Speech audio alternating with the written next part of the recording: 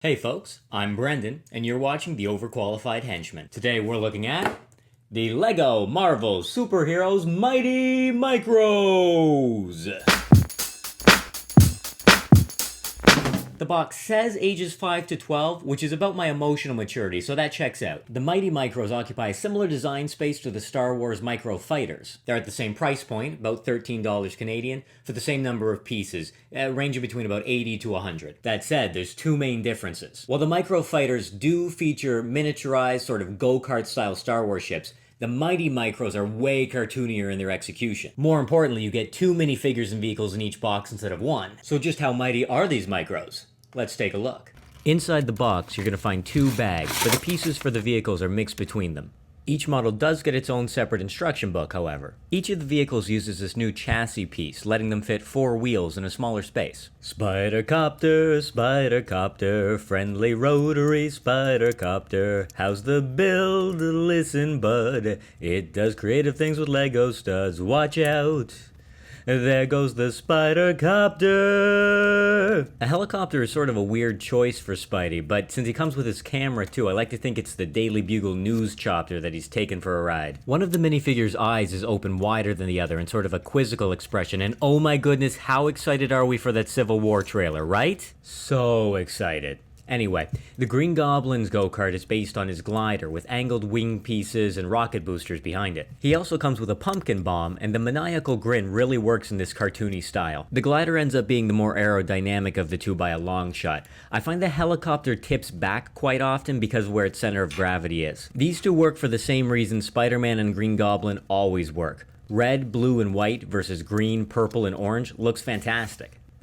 Moving on, the next set has stickers. We hates them. We hates them. No, you know what? It's okay. I'm gonna go to my happy place. Let's do another song. When Captain America drives his mighty tank, all those who oppose his mighty tank must bank, like veer sharply to one side to avoid the tank. Bank.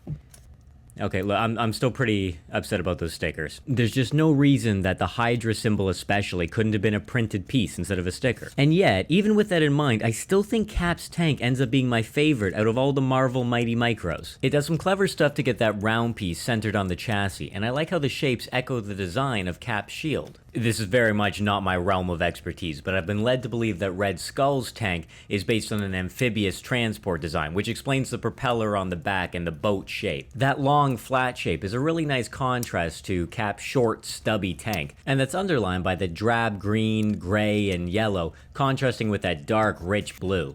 And here they are after putting on those stickers.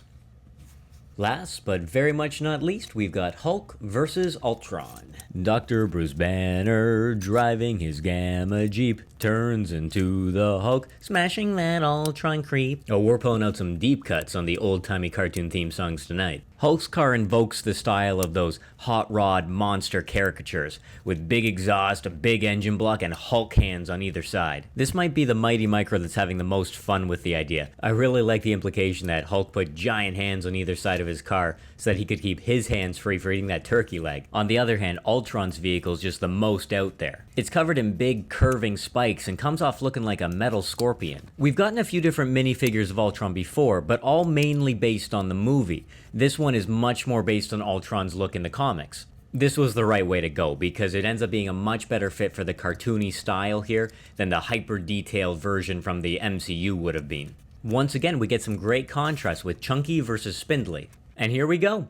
What I think we can safely assume is just Series 1 of the Marvel Mighty Micros. While the Star Wars Micro Fighters are very much about the ships, the Mighty Micros are way more focused on the characters. Just having a hero and a villain in each pack automatically tells a story and gives them way more play value. Speaking of value, minifigures are always a talking point when you're asking whether or not a Lego set is worth the asking price. On one hand, the Mighty Micros have 2 minifigures, and those cartoony caricatures aren't available anywhere else. On the flip side, that cartoony style and the shorter legs means they're not going to fit in very well with other minifigures outside of the Mighty Micros line. So while the Micro Fighters are sometimes a good way to just get a particular character, I think how much you like the Mighty Micros is going to come down to how that style works for you. There's not really one right answer, but if you don't think these are adorable, we probably can't be friends. Thanks for watching. Remember to like and subscribe, and drop me a comment down below letting me know which characters you're hoping get the Mighty Micros treatment. LEGO also released 3 DC superhero Mighty Micros. Might we see those in a future episode? Spoilers.